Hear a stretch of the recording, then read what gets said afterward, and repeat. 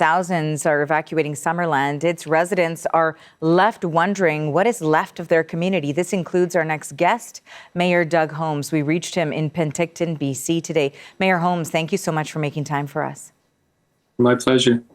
Okay, so in terms of what right now is the status of Summerland, how much do you know is still standing right now?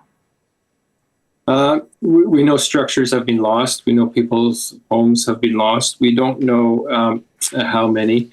It's still a fire that's out of control. So basically, it is a fire zone, and they're fighting the fire.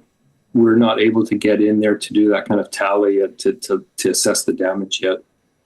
You mentioned that there has been some loss. Do you know if people have lost their homes? Yes.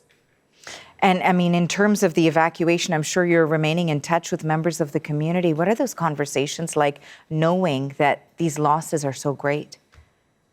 It's we're a very tight-knit community. Everybody's helping each other, supporting each other. We all helped each other in the evacuation, which just came without any notice at all. There was no alert. It was just like, get out now.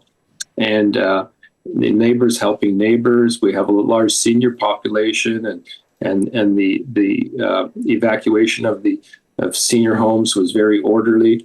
And we're all helping, and then most of us here are here in Penticton, and we're all helping each other out here because we're all here, and so that mutual support is continuing, and it'll need to continue when we do eventually go back.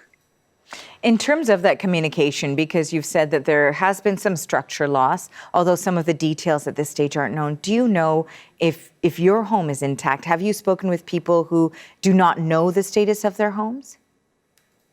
Yes. So I think my own home is okay. It's in an area where the fire hasn't reached. And there are other neighborhoods where you might have two houses that are burnt down, and the one next door is fine. And so there's a lot of uncertainty. People, of course, they want to know if their home is still there or not. Some people do know that they've lost structures.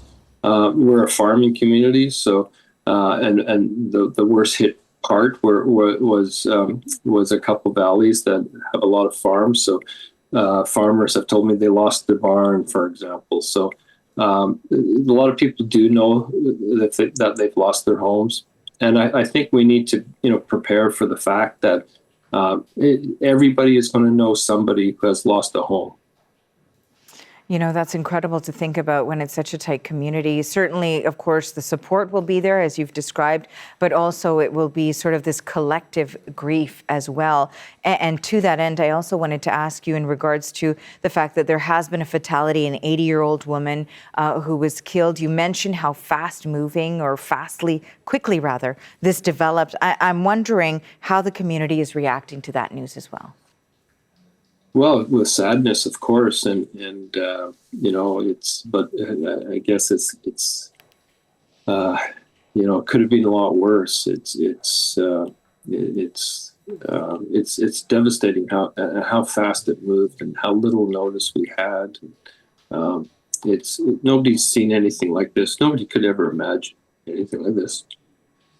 That's what I wanted to ask you too. As someone who's lived in Summerland for more than 20 years, how are you processing what's taken place and the images that you're seeing? Yeah, I don't think I am processing it yet. I think I've been so flat out busy that my focus is in helping the community. I haven't really. I don't think I've really taken stock of the enormity of the situation. So that'll come later. What are some of the toughest conversations you've had to have at this point? People have lost their homes, for sure. Mm-hmm. People know they've lost their homes. It is such a difficult situation. I appreciate you sharing your experience, the experience of the community, and your insights with us. I wanted to finally ask you, in terms of support, that if you right now could speak to Canadians, what sort of support or what you would like for them to know? So the support across the country has been tremendous. I've received messages that everybody's the number of mayors who have called me up. It's been great, and I think that love is really important right now for our mental health. If people want to donate financially, I think that would be they're very much appreciated. The Community Foundation of Okanagan Similkameen is taking financial donations, and people can just Google that, and if they want to help that way.